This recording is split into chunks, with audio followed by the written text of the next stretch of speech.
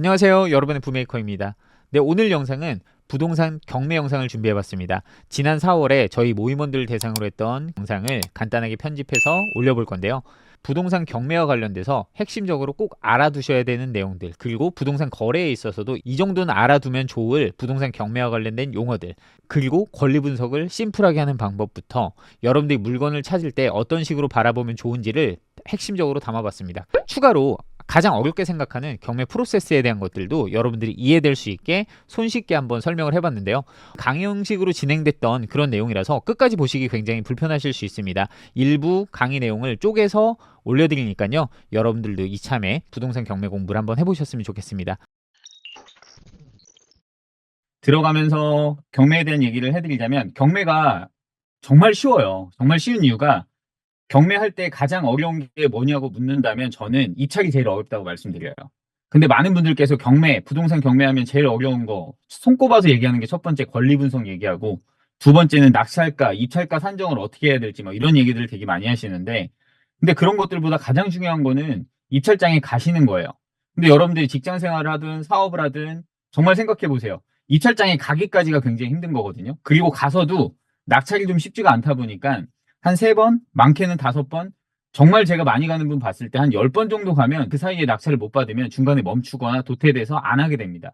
그렇기 때문에 경매는 공부하시는 분들은 많은데 생각보다 그걸 지속적으로 해내는 분들이 많이 없어서 어찌 보면 이걸로 뭔가 강의를 하는 강사들의 영역 혹은 이걸로 뭔가 전업 투자자로의 길로 들어서게 된 분들의 영역 정도밖에 안 되고 한 번 참여하셨던 분들도 내가 내 집 마련을 하거나 아니면 투자를 했을 때 좋은 성과가 다 나타나면 좋은데 좋은 성과가 좀 안 나타났을 때 중간에 한 번 하고 많은 경우들이 많아서 계속 이어서 하는 분들의 숫자가 굉장히 많지 않더라고요. 그래서 경매는 뭐가 어렵냐라고 하면 입찰장에 가기까지가 어려워요.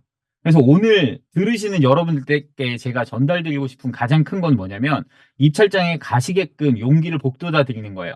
그래서 오늘 강의의 목적 자체는 여러분들의 레벨을 엄청 여기에 있는 레벨을 여기까지 끌어들이겠다가 아니라 일단 입찰장에 어떻게 하면 갈 수 있을까? 입찰장에 갔을 때 여러분들이 법원에 경매 참여를 할 때 이 정도만 알아도 절대 손해보지 않는 그런 것들에 대한 얘기를 해드릴 거고 저 같은 경우는 물건을 어떻게 보고 있는지 이런 것들을 한번 같이 공유하면서 이야기 나눠보는 시간 가져보도록 할게요. 저는 직업이 경매 전업 투자자 아니고요. 경매 학원 강사 아니에요.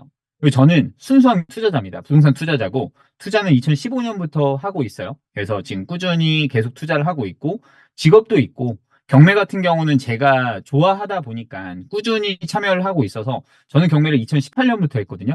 근데 지금까지 제 낙찰 사례는 총 6건밖에 안 돼요. 왜냐? 저는 낙찰을 받으러 다니지 않아요.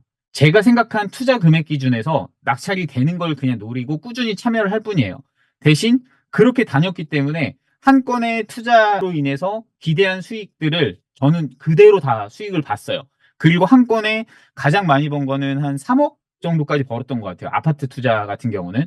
그래서 단기 매매를 통해서 그렇게 한 게 아니라 진짜 그냥 정말 저렴한 가격에 취득을 해서 전세를 잘 맞추고 전세 2번을 갱신을 하면서 양도를 했을 때 그 정도까지 차익이 나는 물건들도 만들 수 있는 게 경매라고 생각을 하고 저는 그런 메리트를 직접 제가 겪어봤기 때문에 그런 것들을 통해서 여러분들도 이 부동산 투자의 길로도 좀 접어들 수 있지 않을까라는 생각이 들어서 이렇게 경매를 추천을 많이 드리는 편이고 그리고 경매를 배우면 뭐가 좋을까라고 생각하면 첫 번째는 법적 지식이 조금 늘어요. 근데 이거는 그냥 부동산 경매가 아니더라도 여러분들이 살아가면서 부동산 거래할 때 있어서 적어도 이 정도는 알고 있으면 여러분들이 손해보지 않을 만한 그런 것들이 있거든요. 그래서 그런 레벨들을 조금 올리기 위해서라도 부동산 경매 공부는 해두시면 살아가는 데 있어서 도움이 되면 되지 절대 손해보는 일은 없습니다. 그래서 한 번 정도는 여러분들의 레벨업을 위해서 좀 공부하는 게 필요하다. 자, 그럼 부동산 경매가 뭘까를 한번 알아봐야 되잖아요. 경매는 단순합니다. 그러니까 옛날에 예를 들면 뭐 지금도 하고 있잖아요. 농수산물 시장 가면 경매하잖아요. 이 경매 어떻게 하는지 아세요? 물건을 딱 다 갖다 놓고 이 경매 진행하는 분이 나와서 이 물건에 대한 설명을 합니다. 그리고 이 경매한다는 걸 선언을 하고 많은 분들께 이렇게 공개를 해놓고 그분들이 가서 물건을 한번 다 둘러본 다음에 하나하나 불러가면서 1번 사과, 자, 입찰 시작합니다라고 하면 어떻게 해요? 사과 가격에 대해서 막 써서 올리잖아요. 그 중에 가장 높은 금액을 쓴 분이 받아가는 게 경매입니다. 근데 부동산 경매도 똑같아요. 경매라고 한다고 했을 때 실행하는 주체가 다를 뿐 일반적인 경매랑은 다 똑같다고 보시면 됩니다. 그래서 매도인이, 그러니까 파는 사람이 원래는 가격을 매수 희망자들한테 받아가지고 하는 거라면 이 파는 사람의 주체가 부동산 경매, 우리 법원 경매 같은 경우는 법원이 하는 거죠. 네. 일반 경매랑 법원 경매의 차이는 그냥 주체가 다를 뿐 진행하는 건 다 똑같다라고 보시면 됩니다. 자, 근데 법원이 이걸 주최한 이유가 뭔가요? 이거에 대해서 정말 잘 알아두시는 게 필요합니다. 뭐냐면 법원 경매 같은 경우는 채권자가 채무자에게 받지 못한 채권을 회수할 목적으로, 이게 되게 중요한 겁니다. 법원 경매에서 우리가 뭘 풀어주는 거냐라고 한다면 돈 받을 사람이 돈을 받을 사람한테 돈을 못 받았으니까 그거를 받게 해줌으로써 채권자의 채권을 충당하는 것. 무슨 말이냐면 자금의 회수를 도와주는 거예요. 그러니까 개인 간의 거래, 개인과 뭐 법인 간의 거래든지 간에 어쨌든 거래가 발생을 했는데 돈을 안 갚아요. 돈을 안 갚으니까 이걸 어떻게 멱살 잡고 어떻게 끌어다가 하고 싶은데 사실 이거는 내가 돈을 안 갚는다고 해서 그 사람의 뭐 멱살을 잡고 어떻게 하면 이건 형사적인 문제가 발생하잖아요. 그래서 제가 계속 독촉을 하는 거예요. 돈을 달라고. 그런데 안 줘요. 근데 안 준다고 내가 어떻게 이걸 사적인 영역에서 어떻게 할 수 있나요? 그렇게 하면 처벌받잖아요. 그래서 그걸 못하니까 이걸 풀어달라고 해서 나라한테 요청을 하는 겁니다. 그래서 나라에서 요청을 하면 법원에서 이분들을 다 불러 모아가지고 지금 채무자, 돈을 갚아야 될 의무가 있는 사람의 재산을 갖다가 내가 경매를 붙여주는 거죠. 근데 이렇게 재산을 붙일 때 감정도 해야 되고 뭐도 해야 되고 이런 것들을 다 공적 기관에서 대신 해줘가지고 사람들한테 열람을 할 수 있게 해주고 대다수한테 이거를 일부 사람들한테만 하면 또 사쪽에서 뭐 이렇게 편익을 취했다라고 할 수 있으니까 전체 온 국민이 다 보는 앞에다가 공개를 해주고 여기에 참여할 사람들은 언제든 와라라고 해서 이 날짜 기일을 정해주고 그 날짜에 이 경매를 진행을 하는 겁니다. 그래서 경매의 목적은 딴 게 없어요. 돈을 받을 사람한테 돈을 갚을 사람이 못 갚으니까 이 물건들을 대체해가지고 외부에 판매함으로써 그 낙찰자에게 처분함으로써 그 처분한 금액을 돈 받을 사람한테 주는 거예요. 그래서 이게 가장 중요합니다. 법원에서 풀어주는 거는 돈에 관련된 채권 채무자에 관련된 이 문제를 풀어주는 거예요. 여기 뒤에도 나오게 되는 자료 중에 가장 중요한 자료가 바로 그겁니다. 법원 경매를 통해서 풀어주는 거는 돈과 관련된 문제를 해결해 주는 거예요. 근데 돈과 관련된 문제가 아닌 이 번외의 문제는 법원에서 해결해 주는 게 아니에요. 그래서 이 부동산 경매, 우리가 오늘 이 경매를 공부하면서 가장 깊게 알아둬야 될 내용이 바로 요 아래에 들어가 있다고 보시면 됩니다. 가장 높게 쓴 가격에 낙찰자에게 처분함으로써 채권자의 채권을 충당함. 그래서 요거 알아두시고요. 그래서 경매가 필요하죠. 꼭 필요하죠. 왜냐하면 일단 돈 받을 사람과 돈을 줄 사람의 이 오래된 고리를 끊어야 돼요. 돈 받을 사람들 얼마나 힘들겠어요. 그리고 여기에 그 돈 받을 사람이 있는 이 채무자가 임차인까지 받아서 임차인 보증금까지 수취해 놓고 돈을 안 갚고 있어요. 그럼 여기에 또 걸린 사람이 있잖아요. 선의의 제3자, 바로 임차인. 임차인 같은 경우는 채권 채무가 있는 줄도 모르고 그 집에 들어가서 살았을 뿐인데 문제가 생겨서 내 보증금도 못 돌려받고 이 집에 뭐가 계속 날라와요. 서류가 날라오면서 이 집이 경매 진행된다, 뭐 한다, 그러면 사실 임차인도 고통이 있지 않나요? 이 임차인의 고통을 해소시켜주기 위해서라도 경매는 진행이 돼야 돼요. 그래서 경매 같은 경우는 이 고리에, 오래된 고리를 끊는 과정 중에 하나다. 그렇게 끊는 방식 중에 하나다라고 생각을 해주시면 되고, 법원 경매가 있고 공매가 있어요. 공매 같은 경우는 집행기관이 달라요.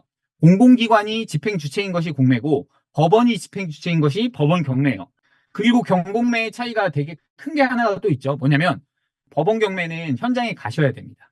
그런데 공매 같은 경우는 현장에 안 가고 경매 입찰이 가능하죠. 온비드라고 하는 사이트를 통해서 입찰이 가능합니다. 그런데 우리 법원 경매와 공매에 있어서 입찰 참여할 수 있는 방법에 있어서는 공매가 굉장히 쉽죠. 왜? 안 가고 공인인증서 하나만 등록해서 언제든 입찰이 가능하니까 공매를 되게 좋아하시는 분들도 많이 있으세요. 공매는 특징이 있습니다. 법원 경매와 공매의 가장 큰 차이는 인도명령이라는 게 있어요. 이건 뒤에서 배우긴 할 건데 법원 경매 같은 경우는 특수하게 인도명령이란 걸 인정을 해줘서 절차를 되게 간소화시켜줬어요. 그래서 여기에 살고 있는 사람이 권리 없이 살고 있을 때 이걸 내보낼 수 있는 방법이 굉장히 쉬운 게 법원 경매. 하지만 공매는 인도명령이 인정이 안 돼요. 인도명령이 인정이 안 되면 여기에 기존에 살고 있는 사람이 안 나가고 이 점유를 한 상태로 계속 버틴다라고 했을 때 이걸 내보내려면 어떤 과정이 있어야 되냐면 명도소송 과정이 있어야 돼요. 그래서 또 소송 과정이 있어야 되다 보니까 이 공매 같은 경우는 그 물건에 대한 분석을 조금 더 면밀히 해주셔야 돼요. 지금 살고 있는 사람이 나가려고 하는지, 안 나가고 버티려고 하는지, 혹은 권리가 없는 사람이 중간에 또 들어와서 점유를 하고 있는 게 아닌지, 이런 것들을 안 한 상태로 낙찰받게 되면 법원 경매는 인도명령을 통해서 집행이란 걸 해버리면 되는데, 인도명령이 받아들여지지 않기 때문에 집행을 바로 할 수가 없어요. 그래서 그런 차이가 있다는 거 정도만 일단 알아두시면 될 것 같아요. 자, 그러면 부동산 경매를 왜 관심 가져야 될까요? 저는 그냥 하나라고 봐요. 그냥 우리는 이 부동산 경매를 왜 관심 가져야 되냐면 부동산 투자 방법 중에 하나예요. 정확히 말하면 부동산 투자를 하는 이유가 뭐예요? 수익을 보기 위해서요. 돈을 벌기 위해서입니다. 자, 근데 누가 더 관심이 많을까요? 다주택, 무주택자 중에. 제가 봤을 때는 한 번이라도 주택을 구입하신 분들이 경매 관심도가 훨씬 높아요. 다주택자분들이 훨씬 높다는 뜻이죠. 왜? 다양한 투자 방식을 찾아서 조금 더 안정적으로 수익을 만들고 싶어서 찾는 분들이 많다라는 겁니다. 무주택자분들이 첫 집 마련을 경매로 해야겠다라고 생각하시는 분들 많을까요? 네, 요즘 조금 나오고 있는데 뭔가 경매 강의도 많아지고 하니까 조금 나오고는 있지만 사실 많지 않아요. 일반 매매도 해보지 않은 분이 뛰어들기에는 되게 어려운 시장이기도 하거든요. 그런데 이거는 조금만 달리 생각하면 굉장히 쉬울 수도 있어요. 아쉬운 건 바로 이거죠. 지금은 부동산 경매에 있어서 다주택자가 접근하기가 너무 힘들어요. 무슨 말이냐면 이번에 또 어쨌든 민주당이 다수당을 가져가고 180석을 넘게 가져가니까 이 취득세율 바뀔 일은 없어 보여요. 그렇기 때문에 다주택자분들은 2주택 이상 취득을 할 수가 없고 조정지역 내라고 한다면 투기지역 내라고 한다면 2주택부터도 어려워요. 왜? 취득세 허들이 높기 때문에 2주택부터 8%를 내야 되기 때문에 생각해 보세요. 4억짜리 주택을 사는데 1주택자나 2주택자까지는 1%밖에 안 내는데 3주택자부터는 8%를 내면 취득세 이미 낼 때부터 거의 4,400 맞죠? 거의 4천만 원 가까이를 내야 돼요. 4천만 원 가까이를 내고 취득을 한다라고 한다면 그 물건을 통해서 수익을 내려면 과연 얼마나 더 싸게 받아야 될까요? 무슨 말이냐면 취득 원가 자체가 훨씬 더 높을 수밖에 없기 때문에 이 취득세율이 낮은 분들과의 게임이 안 된다는 거예요. 그래서 지금 다주택자 같은 경우는 이 취득세에 걸려서 명의가 부족해서 경매 참여를 많이 못합니다. 경매 참여를 많이 못하니까 어쩔 수 없이 이 대외적으로 이걸 피해갈 수 있는 상품들밖에 안 하는 거예요. 예를 들면 오피스텔, 예를 들면 공시가 1억 미만 주택들 그런 것들밖에 못하게 되는 거죠.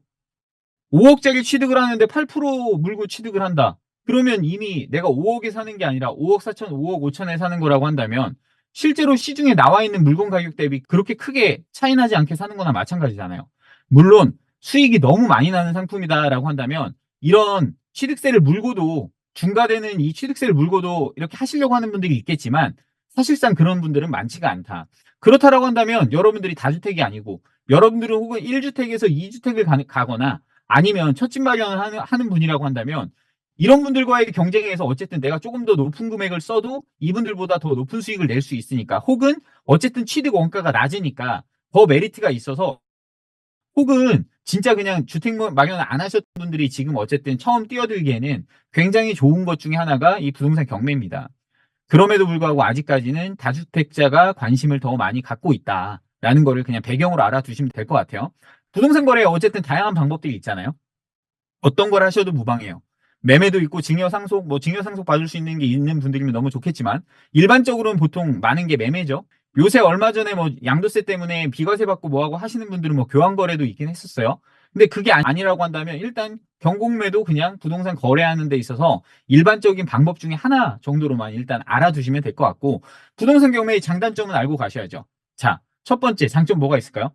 자금 조달 계획서를 쓰지 않아요. 그래서 부모들이 자녀 명의로 부동산 경매 취득하시는 분들이 있어요. 무슨 말이냐면 아직 자금 증빙이 명확히 안 돼서 부모가 예를 들면 증여를 통해서 뭔가 부동산 취득을 해준다라고 했을 때 원래 일반적인 서울에 주택 마련을 한다. 6억 이상짜리 주택을 구입할 때는 자금 조달 계획서를 다 써야 됩니다. 그러면 이 자금을 예금에서 얼마, 주식 처분 금액으로 얼마, 부동산 처분한 걸로 얼마 이런 식으로 상세하게 다 기재를 해야 돼요. 투기 지역 내려고 한다면 특히나 강남, 서초, 특히나 송파 같은 경우는 거기서 부동산 매수할 때는요. 이 자금 조달 계획서만 내는 게 아니라 예금 통장까지 사본으로 제출해야 돼요. 그 금액이 입증이 돼야 됩니다. 자금 조달 계획서에. 그런데 이걸 피해가죠. 왜? 경매는 일단 낙찰을 받고 잔금을 지급하고 나서 나중에 이 자금에 대한 예를 들면 구청에서 뭐 소명하라고 날라오면 그때 소명하면 되지 사면서부터 이거를 먼저 제출하지 않아요. 그러니까 나중에 날라오면 그때 자료를 만들어서 뭔가 제출할 수 있는 그런 게 되기 때문에 이 자금 조달 계획서를 피해간다라고 한다는 게 첫 번째 장점이에요. 두 번째, 토지거래 허가를 피해갑니다.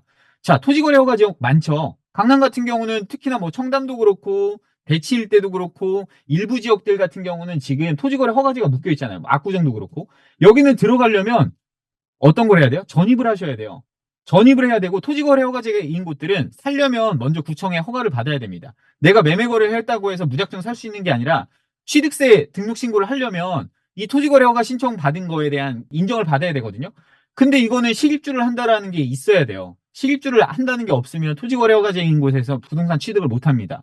문제가 많죠. 근데 이게 지금 속해 있는 지역이 많은데 부동산 경매는 이 토지거래 허가제를 피해갈 수 있죠. 즉, 여러분들이 입주를 하지 않아도 투자용 물건으로도 취득을 할 수 있다는 겁니다. 그리고 요즘 네이버 부동산에 걸려있는 이 물건들의 가격을 보시면 차이가 있는 걸 알 수 있어요. 어떤 차이가 있냐면 가격이 평균 시세가 뭐 9억인데 한 8억 2천에 나온 게 있어요. 혹은 8억에 나온 게 있어요. 이거 되게 싸다라고 해서 시세 파악을 하다 보면 이게 어떤 물건이냐면 매매는 8억인데 전세는 4억 2천에 맞춰져 있어요. 전세 만기가 25년 12월이에요. 그럼 아직 입주하려면 1년 8개월 남았잖아요. 1년 8개월 남은 매물인데 지금 당장에 내가 양도세, 뭐 비과세를 받기 위해서 팔아야 되는 분이에요. 이런 분들은 지금 시세 호가보다 엄청 낮게 내놓거든요. 즉, 입주 가능 물건이 아니기 때문에 매매 가격이 많이 낮아요. 근데 이런 입주 가능 물건이 아닌 건 언제 팔리나요? 부동산이 활황장일 때는 팔려요. 부동산 시장이 되게 좋을 때는 어쨌든 미래 가치를 보고 투자를 하는 거니까 당장에 막 올라갈 것 같으니까 전세 낀 물건이어도 조건을 최대한 조절해 가지고 살려고 하는 분들이 있어요. 근데 지금의 서울 수도권, 특히나 뭐 지방을 포함한 많은 지역들이 투자자가 많이 유입되나요? 아니요, 투자자들은 지금 좀 재미없는 시장이에요. 냉정하게 보면 투자자들은 신규 유입이 많이 되는 시장이 아니에요. 그러다 보니까 어떤 물건들이 팔려나가냐? 지금은 새낀 물건이 팔리는 시장이 아닙니다. 지금은 입주 가능 물건들이 팔려요. 입주 가능 물건 위주로. 왜? 대부분 다 신혼부부 특례 디딤돌 대출이든 뭐 보금자리론이든 어쨌든 무주택자 기준에서 생애 최초로 대출을 많이 받아서 살 수 있는 그런 물건이든 내가 최대한 대출을 많이 받아서 지금 금리가 나쁘지 않다는 전제 하에 내가 입주 가능 물건을 사서 잔금 대출을 받아서 입주를 하거든요. 근데 새낀 매물은 온전히 전세금 빼고 나머지 차익을 갖고 있어야 되는데 이 갭이 크단 말이에요. 그러다 보니까 투자자들 신규 유입이 많이 없다. 두 번째, 취득세 아까 완화 안 됐다 그랬죠. 그러다 보니까 집을 하나 더 사시는 분들이 이 취득세까지 감내하면서 혹은 투자금 갭도 많이 벌어져 있는데 그런 것들을 많이 유입하지 않고 있어요. 그런데 경매는 그런 새끼 물건이 아니라 바로 입주 가능 물건을 사는 거예요. 그렇기 때문에 좋죠. 근데 거기 지금 뭐 누가 살고 있어서 바로 입주 안 되는 거 아닌가요? 아니죠. 여러분들이 권리 관계가 문제가 없는 물건을 낙찰받았다라고 한다면 어쨌든 아무리 길어야 길면 잔금부터 3개월, 더 길면 한 4개월, 보통은 한 4개월 정도 잡으면 그래도 내보낼 수가 있습니다. 그러면 4개월 뒤에는 어떻게든 입주를 할 수 있는 물건을 만들 수 있고 그리고 경락잔금 대출은 권리관계가 문제가 없다는 전제하에 나가는 게 전혀 문제가 없어서 여러분들이 입주 가능 물건을 살 수 있다는 게 어쨌든 장점이죠. 그래서 여러분들이 입찰가 산정을 할 때도 이거는 전세 낀 물건이 아니라 입주목이라는 기준을 두고 입찰가 산정을 해주셔야 돼요. 전세 낀 물건이 매매호가를 많이 낮춰놓고 있다라고 한다면 그런 것들과 비교해서 그 가격을 기준으로 입찰을 하려고 하면 조금 낙찰받기 어려울 수도 있습니다. 이거는 뭐 뒤에서 한번 말씀드릴 수 있도록 할게요. 그리고 여러분들이 물건들을 하나하나 볼 때마다 감정을 다 할 수 없잖아요. 이 물건이 정확히 뭐 어떤 장단점을 갖고 있고 예를 들면 토지 가격은 얼마 정도로 건물 가격은 얼마 정도로 여기 주변의 거래 사례들은 어떻게 일어나서 이 물건은 어느 정도의 가격이 형성된다라고 해서 여러분들이 이런 감정 평가서를 볼 일이 많이 있나요? 별로 없을 거예요. 그런데 경매 같은 경우는 부동산 경매 물건을 많이 보다 보면 여러분들 감정 평가서 엄청 보게 됩니다. 이걸 보면서도 저는 공부를 할 수 있다고 생각을 해요. 그래서 부동산 경매 같은 경우는 개별적인 물건의 여러분들 감정을 물론 이 감정평가서가 100% 맞는 건 아니지만 기준을 잡을 수 있는 이런 감정평가서라는 게 제공된다는 것도 저는 장점이라고 생각을 하고 제일 큰 건 이건 것 같아요. 제가 부동산 투자 공부를 저희 모임에서도 2017년부터 했으니까 지금 저희 모임에서 2017년부터 같이 투자 공부를 하신 분이 거의 8년째 같이 하고 있어요. 근데 그런 분들 중에 투자를 한 분이 비율이 어느 정도 될까요? 그렇게 높지가 않아요. 10%가 채 안 됩니다. 왜 그럴까요? 공부만 해요. 우리는 학원 세대잖아요. 특히나 저희 부메이커스 방에 들어와 있는 분들의 세대에 저는 어느 정도는 알고 있는데 주입식 교육을 받았죠. 그래서 한 번 공부를 하면 정말 열심히 공부하는 거예요. 그래서 하다 보면 너무 열심히 해. 여러분들은 지금 공부를 하려고 이 투자를 시작한 게 아닌데 공부만 합니다. 투자를 실제로 이렇게 접근하지 않고 공부만 해요. 그러다 보니까 아쉽다. 그러면서 물어보는 거예요. 그래서 어디를 사야 되냐는 거죠. 근데 저는 그런 걸 사실 바라고 같이 공부하거나 스터디를 열거나 이러진 않았었거든요.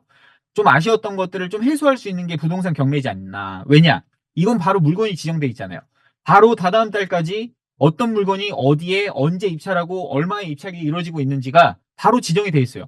그러면 그 물건 분석만 해보고 이게 내 구미가 당기면 입찰, 안 당기면 안 하면 되는 거잖아요. 그게 진짜 큰 장점인 것 같다라는 거라서 네, 담아봤고 단점은 뭘까요? 이 외에 모든 건 다 단점이에요. 이것 빼고는 다 안 좋아요. 경매에 좋은 물건 있나요? 경매에 좋은 물건이 있다는 전제로 들어가는 건 말이 안 됩니다. 그래서 경매는 싸게 사야 돼요. 장점, 싸게 살 수 있고 저렴하게 살 수 있고 저렴하죠. 단점은 이외의 모든 게 다 단점이에요. 그래서 부동산 경매 같은 경우는 무조건 싸게 사는 게 중요한 겁니다. 저렴하게 취득하시는 게 중요한 거예요. 물론 그 단지가 그 아파트가 혹은 뭐 그 단독주택이 여러분들이 너무 갖고 싶었던 진짜 그 워너비 지역에 내가 일반 매매로 안 나와서 진짜 어떻게든 경매로 나오면 살려고 마음먹었던 그런 부동산이었다라고 한다면 싸게 사지 않아도 되죠. 근데 그게 아니라고 한다면 어쨌든 여러분들은 입찰을 할 때는 여러분들 부동산 경매 공부했다고 낙찰받는 게 목표는 아니잖아요. 어쨌든 수익을 보는 게 목표고 그 수익을 보기 위해서는 시세보다는 싸게 사야겠다라는 노력을 해주셔야 됩니다. 맞죠? 그래서 이걸 되게 꼭 기억하시라고 담아봤어요. 가장 많이 공부해야 되는 거는 권리 분석. 오늘도 막 질문해 주신 내용 보면 물건 찾는 방법, 뭐 경매 분석, 수익 내는 물건 고르는 방법, 뭐 여러 가지가 있어요. 제일 중요한 거는 가격 비교예요. 여러분들이 이 부동산 공부를 할 때 혹은 경매 공부를 할 때 특히나 더 중요한 거는 이 물건에 대한 가격 분석을 여러분들이 잘 하실 줄 아셔야 됩니다. 그래서 그런 얘기들을 조금씩 이제 물건 보면서 좀 나눠볼 수 있도록 할게요. 그래서 공부만 하면 안 돼요. 공부만 많이 하면 안 되고 공부는 진짜 내가 최소화해서 경매장에 갈 때까지 경매장에 갈 때 문제가 없을 정도까지만 공부하시고 바로 입찰장에 가보시는 게 중요합니다. 그리고 입찰장에 갈 때 너무 우르르 몰려가지 않으셔도 돼요. 그래서 요새 보면 정말 젊은 분들 포함해서 20대, 30대 분들 경매장에 엄청 많거든요.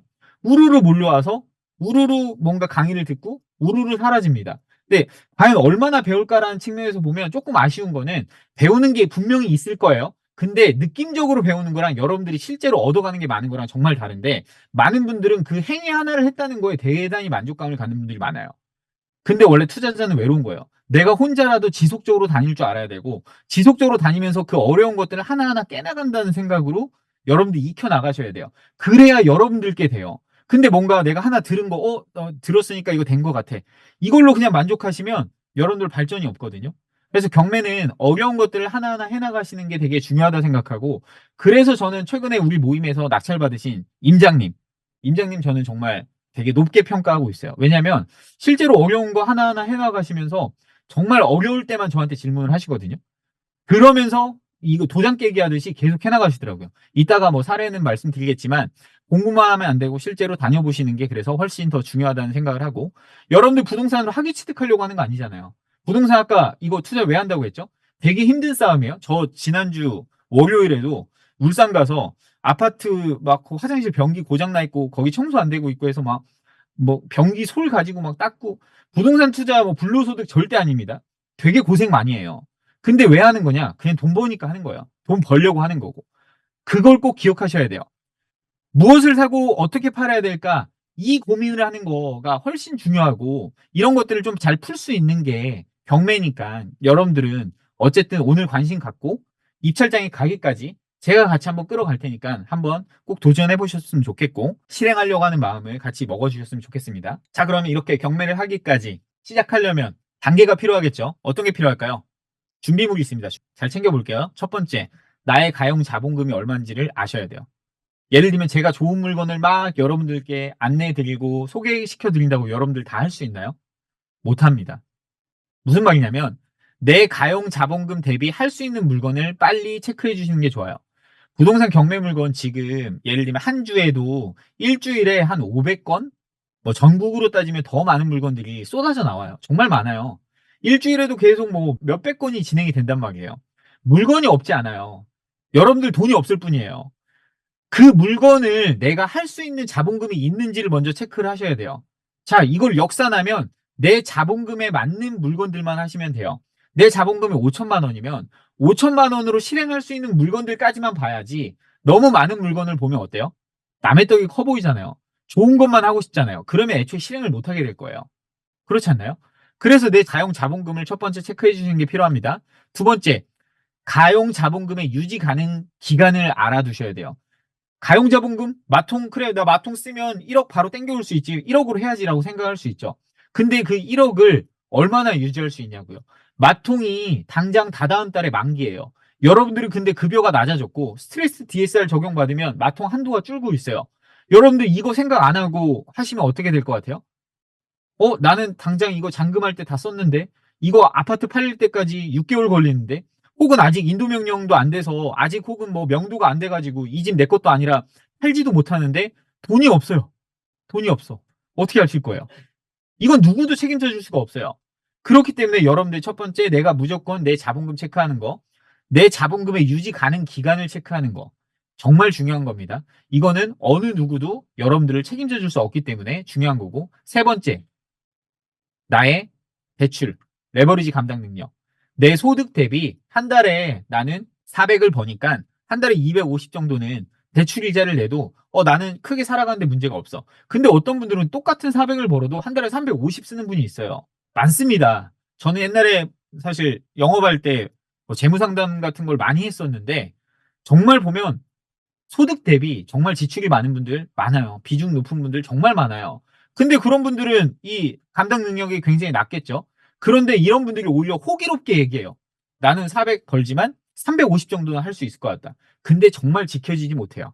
그래서 솔직한 나의 감당 능력을 여러분들이 이참에 적어보시는 게 굉장히 전 중요하다고 생각을 하고 있어요. 그래서 오늘 21분 지금 참여해 계시는데 21분 들어오신 분들은 한번 적어보세요. 나의 가용자본금이 정확히 얼마고 나의 가용자본금의 유지 가능 기간이 좀 어느 정도 될 것 같고 이 기간에 대한 체크를 해보시고 그리고 나는 매달 대출 이자로 얼마 정도까지 상환할 수 있는가 그리고 고정비는 쉽게 줄여지는 게 아니에요. 변동하는 이 변동비를 좀 줄여야 되는데 어쨌든 이걸 체크를 해주시는 게 되게 중요하다. 그래서 그 감당 능력 하라고 한다면 담보물이 좋다는 전제하에 은행은 혹은 뭐 다른 기관들은 어쨌든 이 물건에 대해서 대출을 많이 해줍니다. 특히나 경매 같은 경우는 이 물건만 문제 없다라고 한다면 담보를 보고 주는 거기 때문에 여러분들 소득이 조금 부족해도 금리가 조금 높아지면 어떻게든 만들어지는 경향들이 있어요. 그런 것들을 번외로 하더라도 그냥 기본 대출만 받는다고 전제로 하더라도 그런 것들을 얼마 정도까지 감당 가능한지를 체크해 주시는 게 선행 과제입니다. 그래서 이 준비물과 숙제를 꼭 해주세요.